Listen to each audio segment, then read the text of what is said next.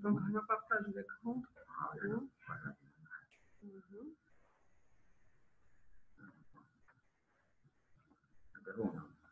Est-ce qu'on met chauffe-eau? Bien sûr que je l'ai partagé avec chauffe-eau.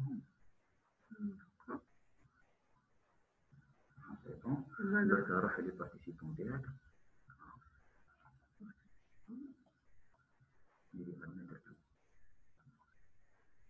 Au fur et à mesure يدخلوا au fur et à mesure وشوفي كيجي واحد يجي يدخل في الإكران من هنا جاوني ديري له اركبي فيها دمتر برك ديريها مساكن حين داير ما عرفتش سي بون دابا يجي هذه تقدر تبدا لو ديالك وكيف نعرف بلي زونفون شوفي هبطي لهنا السلام عليكم. Est-ce que vous m'entendez tous? السلام عليكم. وين يكتبوا المساج؟ هنا شوفي كي تحبي ديري في واش كتبوا لك يجيك لهنا سينيالي تقول له موجود كي تحبي تكتبي لهم كيف انت تجي الفلوس وديري كونفيرسي اوكي نعم سي بون يسمعوا فيك كاملين نورمالمون تو بيان.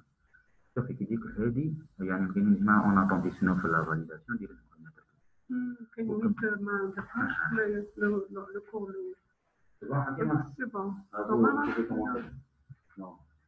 Allez, bien. Merci.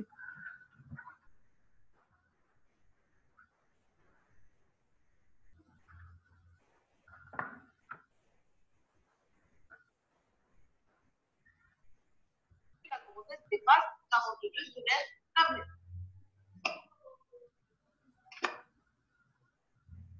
Voilà. C'est un schéma qui va vous permettre de comprendre mieux. Donc, vous voyez ici, on a le préterme, le terme et le dépassement de terme. Le terme ou le préterme, c'est tout ce qui vient avant 37 semaines terminaux. C'est la prématurée. Entre 37 et 42 semaines, on appelle le terme.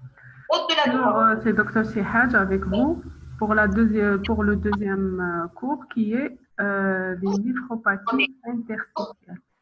Les néphropathies interstitielles. Entre 41 et 42 semaines, on parle de grossesse. En néphrologie, on classe les néphropathies sur le plan histologique, sur le plan anatomopathologique, c'est-à-dire quelle est la localisation initiale qui est lésée. La grossesse prolongée, c'est une situation qui est assez fréquente, qui est angoissante. Du glomérule, donc lorsqu'on a une lésion du glomérule, c'est une infection. On parle de, donc lorsqu'elle touche le glomérule, c'est une néphropathie glomérulaire. Lorsqu'elle touche le tubule, donc c'est des néphropathies tubulaires. Lorsqu'elle touche le tissu interstitiel, ça touche quand ça touche les vaisseaux, donc c'est vasculaire. Il y a aussi un autre paramètre qui permet de classer notre néphropathie en néphrologie, c'est la vitesse de l'évolution, c'est-à-dire le mode d'installation. Est-ce que c'est aigu ou est-ce que c'est chronique? Donc, aigu, ça sous-entend aigu, donc c'est-à-dire c'est réversible. Lorsque c'est chronique, ça sous-entend évolution de la maladie rénale chronique vers l'insuffisance, vers le stade terminal qui est la dialyse. Donc en néphrologie, on a trois néphropathies. Donc, trois classes de néphropathie. Néphropathie interstitielle, néphropathie glomérulaire, néphropathie néphropathie tubulo-interstitielle et les néphropathies vasculaires.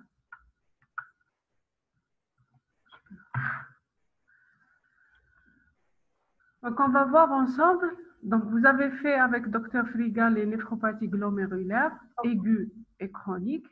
Et maintenant, on va entamer les néphropathies tubulo-interstitielles, aiguës et chroniques. Donc, sur le plan histologique, qu'est-ce qu'on a? sur le plan, là, c'est un fragment d'un rein, un néphron. Donc là, c'est le glomérule. Là, c'est la capsule de bovin. Quand il y a une lésion primitive qui est le glomérule, là, ça donne des néphropathies glomérulaires. Et lorsqu'elle touche l'interstitium,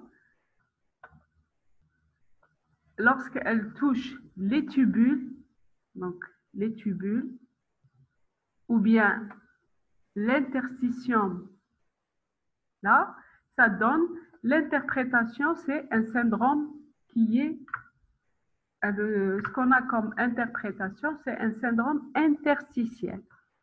Donc, comment on fait la part des choses, c'est-à-dire sur le plan, là c'est sur le plan anatomopathologique, mais chez le malade, comment on reconnaît que là, il a telle ou telle néphropathie. Donc, sur le plan clinique, lorsque le malade il se présente avec un tableau de lorsque le malade il a un syndrome interstitiel, tubulo-interstitiel, c'est-à-dire l'interprétation, qu'est-ce qu'il va y avoir? On va y avoir une protéinurie qui est faible, une hématurie présente, comme elle peut être absente, présente, mais le chef, c'est-à-dire le meilleur ou le fidèle signe dans la néphropathie interstitielle, c'est la leucocyturie. La leucocyturie. À l'inverse de la glomérulaire, comme le glomérule, c'est la filtration glomérulaire, donc quand il y a une lésion, il y a le passage de protéines. Par contre, vasculaire, c'est une anomalie, donc il y a un problème au niveau des vaisseaux rénaux. Donc, le maître symptôme, c'est l'hypertension artérielle.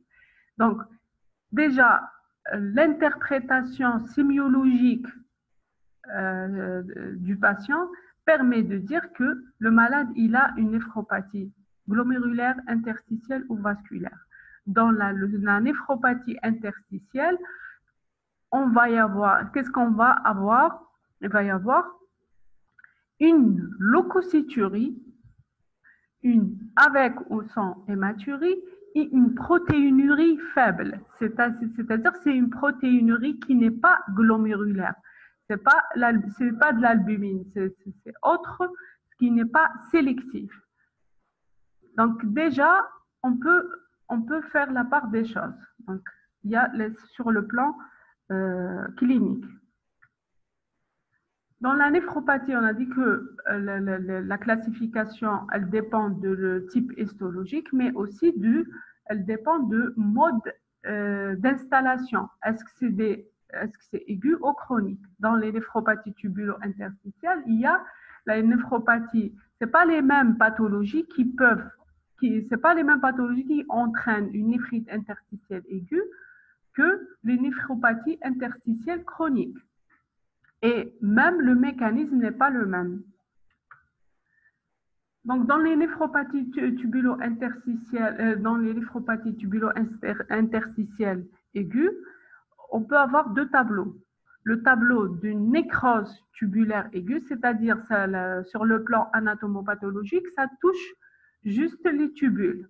Donc, ce qui est donc, le mécanisme physiopathologique, c'est il y a une nécrose des tubules, c'est-à-dire qui est secondaire soit à une ischémie, soit une d'origine toxique.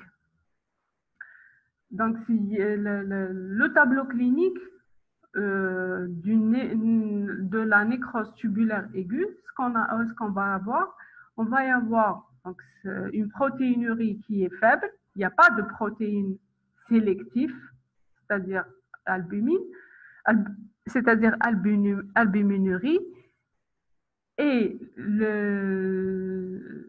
il n'y a pas le sédiment, on dit que le sédiment urinaire est pauvre, c'est-à-dire il n'y a pas ni d'hématurie ni leucocyturie. Il n'y a pas de leucocyturie dans la nécrose tubulaire aiguë. c'est pas une atteinte de l'interstitium, c'est une atteinte des tubules. Et ce qui nous oriente dans le diagnostic, c'est la présence, en général, c'est des malades de réanimation qui sont choqués et qui présentent des signes de choc avec tous les différents types, que ce soit choc hypovolimique, anaphylactique, septique. Et sur le plan biologique, on a une insuffisance rénale aiguë. Et sur le plan urinaire, il y a une absence, c'est-à-dire un sédiment urinaire pauvre. Là, ça fait suspecter une nécrose tubulaire aiguë. Et la nécrose tubulaire aiguë typique, elle évolue par 3 phases. C'est la phase d'agression. Après, il y a une régénération des lésions et il y a la troisième phase qui est la phase de récupération. Donc, le délai d'une nécrose tubulaire aiguë, si on la prend en charge à temps, c'est 21 jours. Donc, il y a une reprise de la fonction rénale et disparition des symptômes biologiques. Maintenant, dans la néphropathie tubulaire, néphrite interstitielle aiguë, ça touche, dans la néphrite interstitielle aiguë, ça touche, c'est la partie médulaire, c'est pas la partie corticale, c'est-à-dire ça touche les tubules dans la partie médulaire et le tissu de soutien, c'est-à-dire le collagène et tout ce qui est l'interstitium, tout ce qui est cellules, les polynucléaires, que ce soit neutrophiles, eosinophiles, lymphocytes ou autres. Le tableau clinique, il est donc le tableau clinique ou le diagnostic positif d'une néphrite interstitielle. Cliniquement, on a des douleurs lombaires. Douleurs, en général, c'est des douleurs qui sont bilatérales. C'est secondaire à un phénomène inflammatoire. Donc, il y a une tension. C'est secondaire à une inflammation. À l'échographie, on va y avoir une augmentation de la taille des reins. Et biologiquement, on a une élévation de la créatinine. C'est une insuffisance rénale aiguë, ce n'est pas chronique. Et on peut avoir d'autres signes. On peut avoir d'autres signes qui peuvent nous orienter vers la cause de cette néphrite interstitielle aiguë, telle que la fièvre, le rage cutané, c'est-à-dire qui explique la fièvre qui explique la cause infectieuse, le rage cutané qui peut expliquer une cause immunologique, qui peut être de cause immunologique.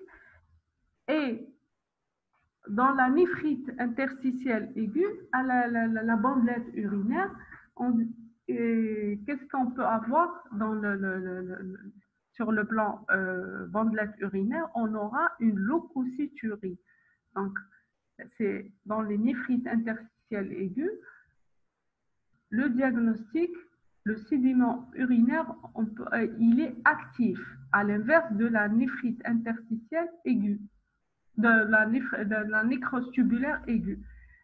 Le sédiment urinaire, il est actif, c'est par la présence de leucocyturie, avec ou sans hématurie. Même, on peut avoir un tableau clinique qui nous oriente vers les causes. C'est des signes, des manifestations qui sont extra-rénaux. Manifestations extra-rénales, on peut avoir des signes cutanés, articulaires, tels que la fièvre, le rage cutané et les arthralgies. Un autre signe qui est biologique, qui a une valeur, c'est la présence d'eosinophilie et hyperéosinophilurie. C'est la présence, souvent on les voit dans les infections, on les voit dans les néphrites interstitielles immunoallergiques. Donc, quelles sont les différentes causes de la donc le tableau, quels sont les différents types?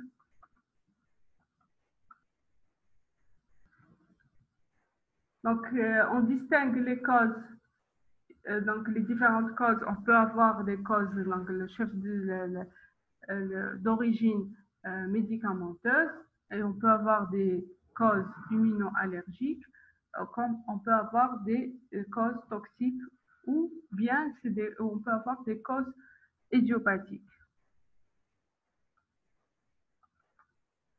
Prochaine diapo.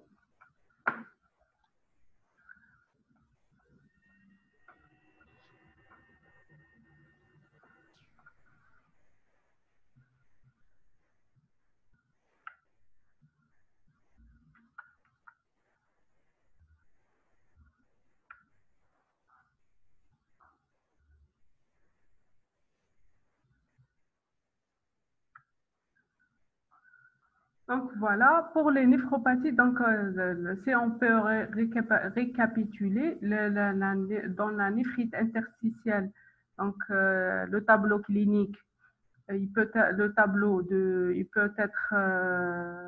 la présence de leucocéturie, la présence des signes extra-rénaux, tels que la fièvre et le rage cutané, comme on peut avoir des signes rénales qui peuvent nous orienter vers une cause métabolique. Il faut faire le diagnostic différentiel avec la nécrose tubulaire aiguë. Donc, le tableau est celui d'une ischémie. Donc, à l'interrogatoire, il y a une ischémie et le sédiment urinaire, il est pauvre, à l'inverse d'une néphrite interstitielle aiguë. Pour les néphropathies donc interstitielles les néphropathies tubulaires chroniques, la présentation clinique, c'est le tableau d'une évolution qui est progressive vers l'insuffisance rénale chronique terminale. Initialement, il y a la cause qui peut toucher soit l'interstitium, soit les tubules, mais avec l'évolution, on va y avoir des lésions tubulo-interstitielles, voire même le glomérule et le vaisseau. Et l'évolution, le rythme d'évolution de baisse, il est de 2 à 4 millilitres par minute. Donc, la présentation clinique, comment on fait le diagnostic d'un syndrome interstitiel chronique? Le tableau, donc il y a toujours la cause, les signes d'orientation vers la cause, et les causes des néphropathies interstitielles chroniques, en général, ce sont des uropathies. Donc, il y a un obstacle au niveau uropathie, donc s'il y a un obstacle au niveau des tubes, au niveau des voies excrétrices qui vont être nocifs sur les tubules, donc par les tubules. Donc, on peut avoir aussi des signes de cause, de la cause de la néphropathie interstitielle chronique, tels que le lupus, la sarcoïdose. Et sur le plan rénal, ce qu'on peut avoir, c'est les signes d'une insuffisance rénale chronique.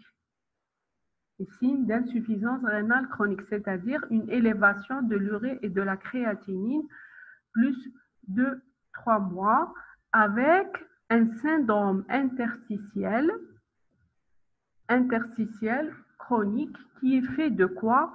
Donc, soit qui est fait de leucocéturie, absence d'hypertension artérielle, absence de protéinurie de type sélectif, de type glomérulaire, et la présence d'une polyurie, parce qu'on va y avoir des anomalies,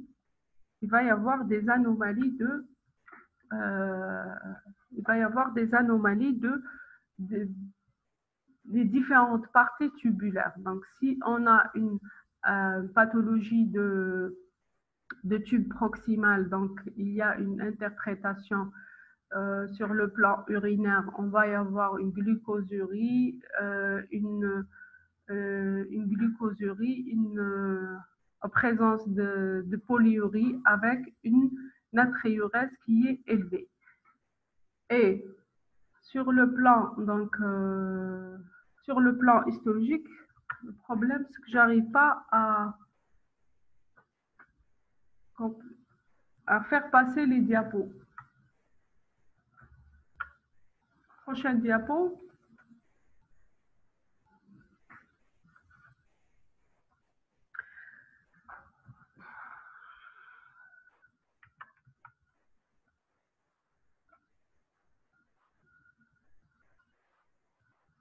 Donc, on a dit que l'interprétation clinique, c'est la présence de la clinique biologique, c'est la présence de leucociturie, une altération des fonctions tubulaires, donc, et une insuffisance rénale chronique. L'hypertension, elle est beaucoup plus liée à l'hypervolémie qui est à l'insuffisance rénale chronique. Ne fait pas partie du tableau le tableau d'une néphropathie interstitielle. C'est une complication de l'insuffisance rénale.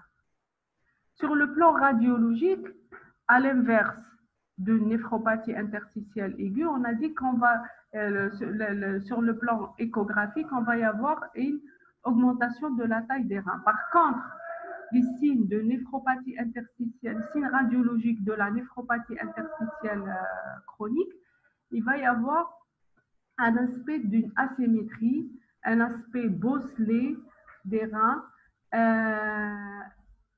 une réduction de l'épaisseur corticale, et il peut y avoir aussi la présence des calcifications intra-rénales qui peuvent être à la cause de la néphrocalcinose. Et sur le plan histologique, donc anatomopathologique, il faut savoir que la biopsie rénale n'a pas son indication dans la néphropathie interstitielle chronique. Pourquoi? Parce qu'il n'y a pas des signes spécifiques histologiques liés à la néphropathie interstitielle. Ce sont des signes non spécifiques, c'est-à-dire que la PBR ne renseigne pas n'a pas d'intérêt diagnostique ou étiologique. Ou bien thérapeutique. Donc, il va y avoir des lésions qui ne sont pas spécifiques, telles qu'une atrophie tubulaire et la fibrose interstitielle.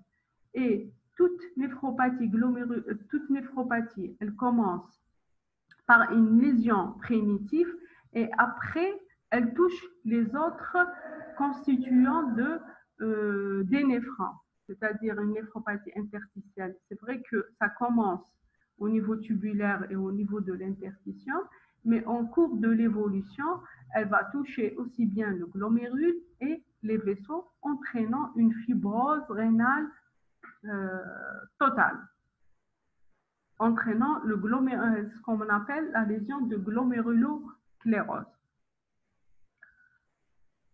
Donc, quelles sont les différentes néphropathies? Les néphropathies interstitielles, les causes des néphropathies interstitielles chroniques. Les causes les plus fréquentes, on a dit que c'est beaucoup plus les causes urologiques, c'est-à-dire il y a un obstacle la présence d'un obstacle au niveau des voies excrétrices qui va entraîner, qui va retentir sur les tubules au niveau du néphron.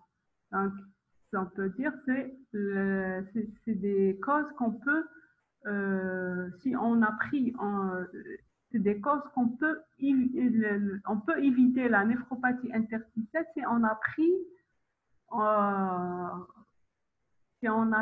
en charge à temps les patients qui ont des uropathies, des obstacles et des lithiases.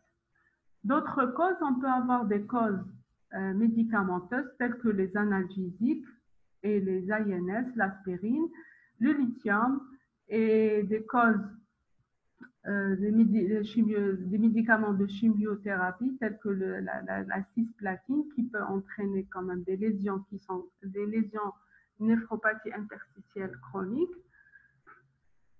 Et on peut avoir des causes toxiques telles que le plomb. On peut avoir les causes génétiques.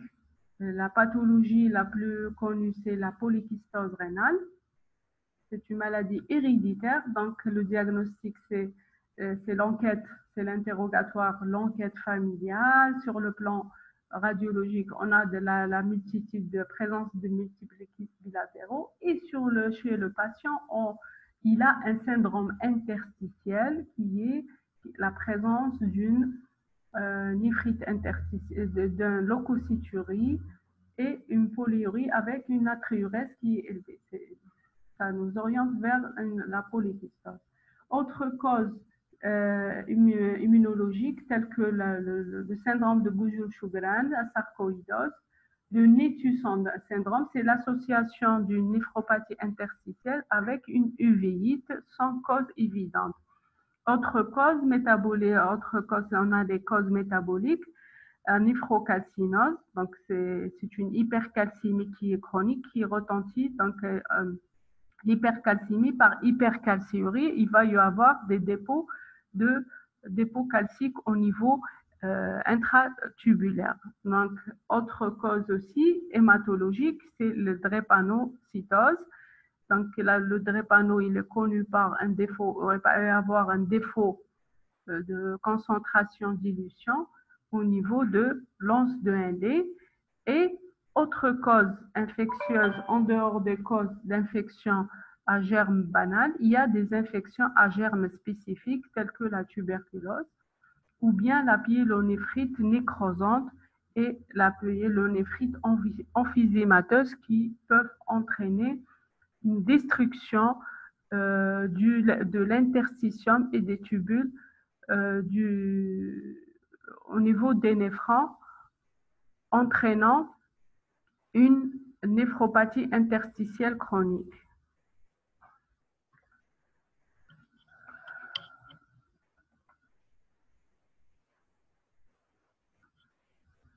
Donc, cette diapo, elle récapitule les différents mécanismes physiopathologiques des différentes causes de la néphropathie interstitielle chronique.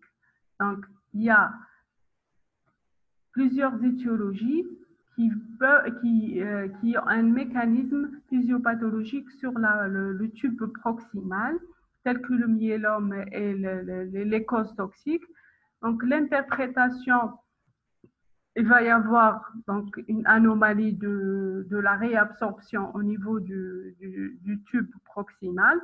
Donc, l'interprétation, on va y avoir un syndrome de Fanconi, c'est-à-dire une aminoacidurie, une phosphaturie, une glucosurie que normalement chez un sujet normal, il y a une réabsorption totale au niveau proximal. Donc, normalement, il n'y a pas une aminoacidurie et phosphaturie et glucosurie chez un sujet normal. Donc, et le mécanisme par défaut de concentration et dilution, ça se voit en cas des toxicités aux analgésiques, chez les drépano, les infections et la polykystose. Donc, une anomalie distale, ça se voit, une anomalie distale ou bien au niveau du tube collecteur, entraînant une résistance à l'aldostérone. Donc, on va y avoir un syndrome d'hypoaldostéronisme et hyporéninisme. C'est le cas de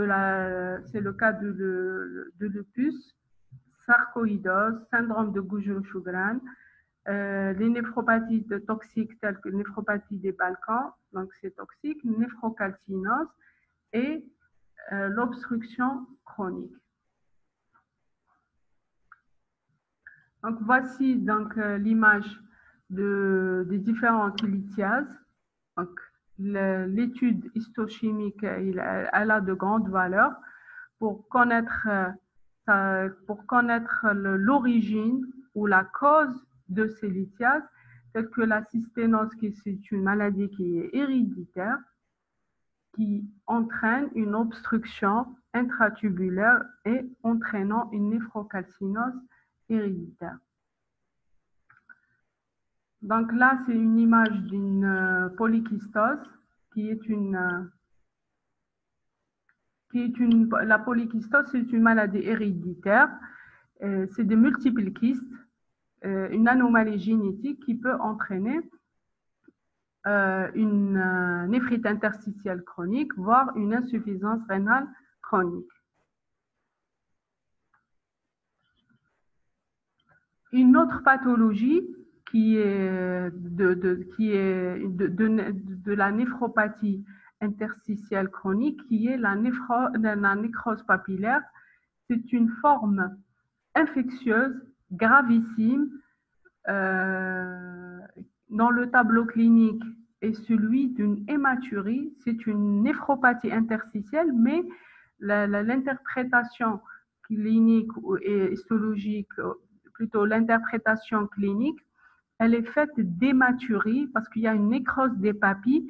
Donc, le tableau clinique est celui d'un syndrome infectieux avec une hématurie macroscopique. Il faut y penser, c'est une néphropathie interstitielle, mais l'interprétation clinique, elle est faite d'hématurie et d'un syndrome infectieux. Ça se voit en général dans les terrains particuliers tels que le diabétique. Donc voilà, je vous remercie. Si vous avez des questions, vous les posez.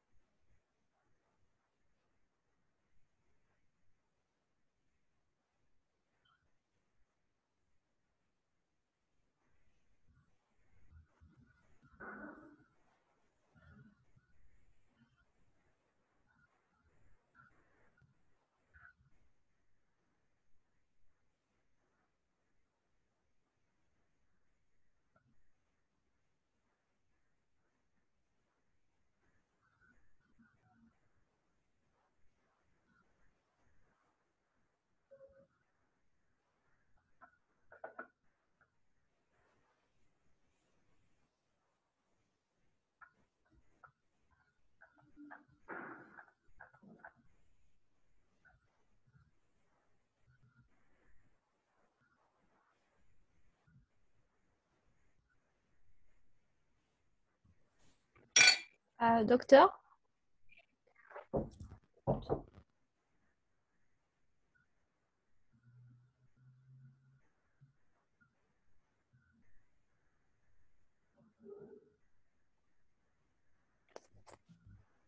Bonjour.